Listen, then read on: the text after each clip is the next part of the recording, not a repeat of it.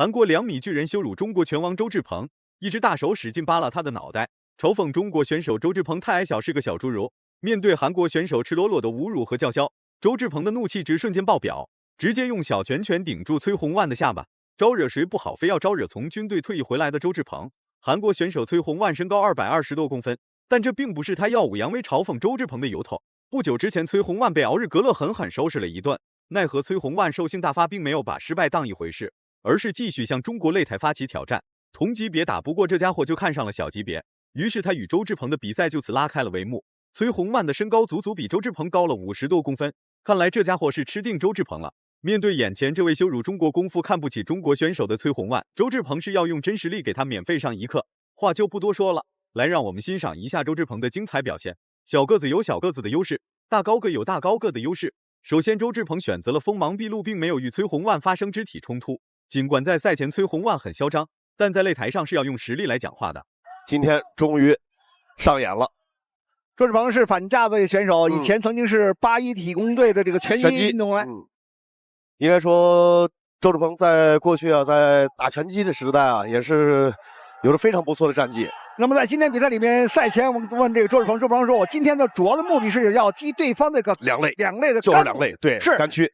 他跳起就是超手拳也很难打着对方。别看周志鹏小小的，看上去特别的不堪一击，其实崔洪万才是最不堪一击的那一位。先不说崔洪万的实力有多强，大高个在小矮子面前就好像是一个会移动的标靶，只要周志鹏不给崔洪万进攻的机会，那么崔洪万永远都别想把进攻打在周志鹏身上。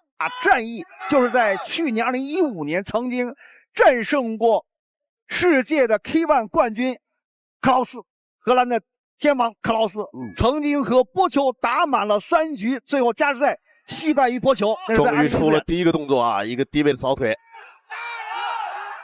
这是我们赛前所布置一种战术之后，周志鹏只有通过这个扫腿。赛前嚣张跋扈的崔洪万到了擂台上非常老实，根本不敢轻举妄动，甚至他只敢呆愣在原地一动不动。然而周志鹏利用灵活的身躯不断来回扭动，试图寻找合适的进攻机会。身高的差距吸引了众多观众的眼球。不过真要是打起架来的话，双方根本就不在一个级别上。这样的比赛，而且双方这个级别差距太大，你看，我听一算没。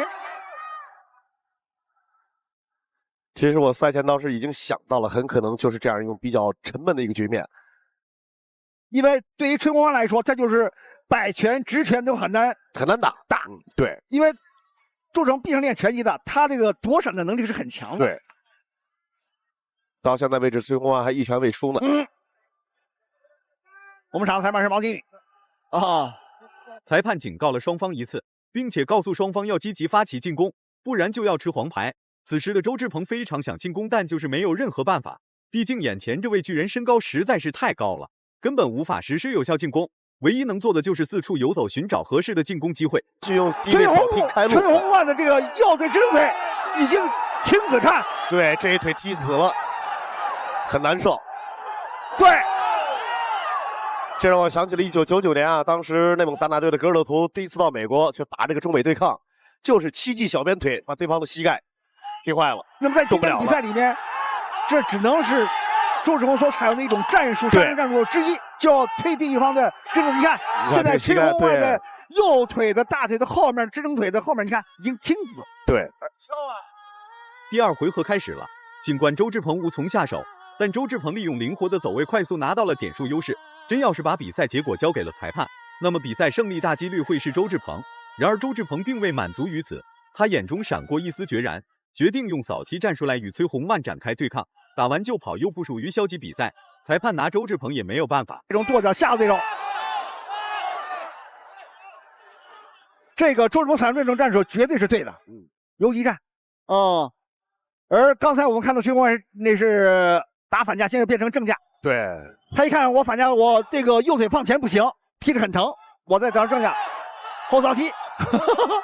其实这场比赛是搞笑型的比赛赛事，无差级别的比赛就是给观众带来欢乐。首先，比赛结果不计入职业生涯；其次，周志鹏可以更好地展示搏击技巧。观众在欢笑声中见证了周志鹏的智慧与勇气。这场较量虽非生死之战，却让人领略了小个子也可以拥有惊人的爆发力量。他也没办法，兄弟，真没办法，我就打不着他，我怎么办呢？我不是不出拳，一出拳地方一钻，一猫腰就没了，他个子太矮。你看崔洪万两眼一直在扫腿，对，在盯着周志鹏，盯着周志鹏的眼睛看，盯着他。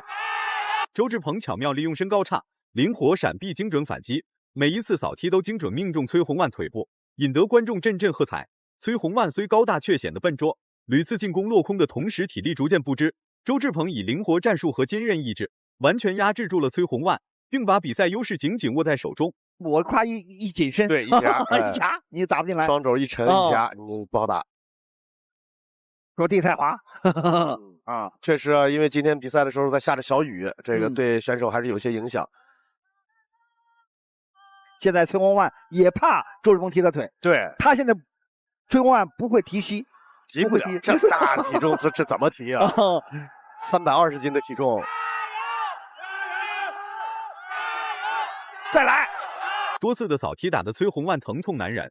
别看周志鹏矮小，其实他的爆发力还真不算小。面对此情况，崔洪万开始慌了，因为他根本无法阻止周志鹏实施扫踢，并且还无法抵挡周志鹏所发起的扫踢进攻。崔洪万只能被动防守，体力消耗极大，动作愈发迟缓。因为他不会腿法。对，如果崔洪万会腿法的话，那这场比赛就难说了。周志鹏一个踢腿，他这拳有点开掌的嫌疑了啊！是啊，砸下来的。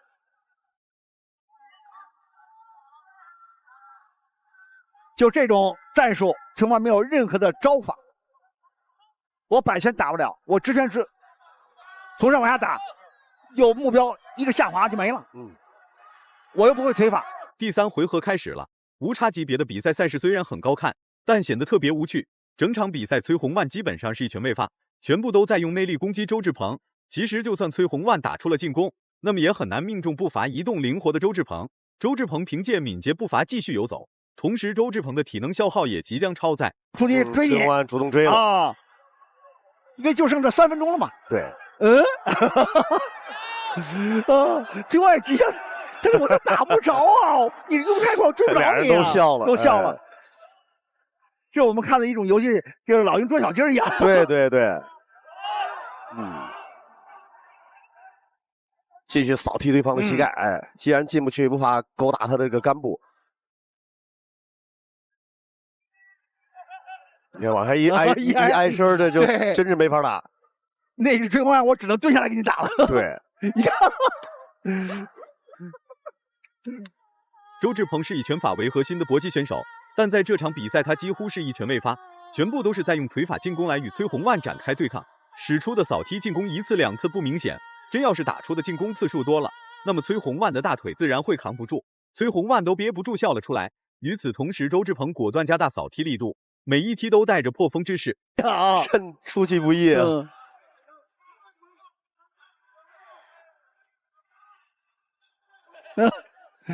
因为这个崔洪万的重拳我是见识过的，当时他上一场打奥瑞格勒的时候，带头也见识到他的重拳，包括去年12月26号在上海的时候，第一次看他现场的比赛，跟咱们中国一位选手打，一拳把咱们中国选手这个当时没觉得，但打了一会儿这个选手就退赛了，后来才知道鼻梁骨断了。他的力量是很大的，对，力量非常大，力量非常大。所以说他也想利用哎拳的这种砍杀战术，但是周志鹏我就不给你这个距离。就是大家可以看看崔洪万那个拳套啊，特制的一个拳套，你看他的拳套比这个周志鹏的拳套得大多少？对啊，崔洪万根本就打不了。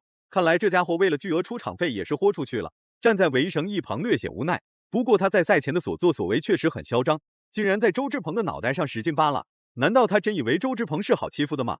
既然如此，那就让崔洪万感受一下少林金刚腿的威力。躲闪移动，化解了这个崔洪万这个拳法的进攻。你看，你就没法打着他，就打不着。又打空，漂亮，终于能够着头了，够着头一拳，够着头了。他这头也顶周志鹏2个头大。还有最后的10几秒，13秒。已经倒计时最后的10秒钟，这场比赛的胜负已经看出来了，已经看出来了。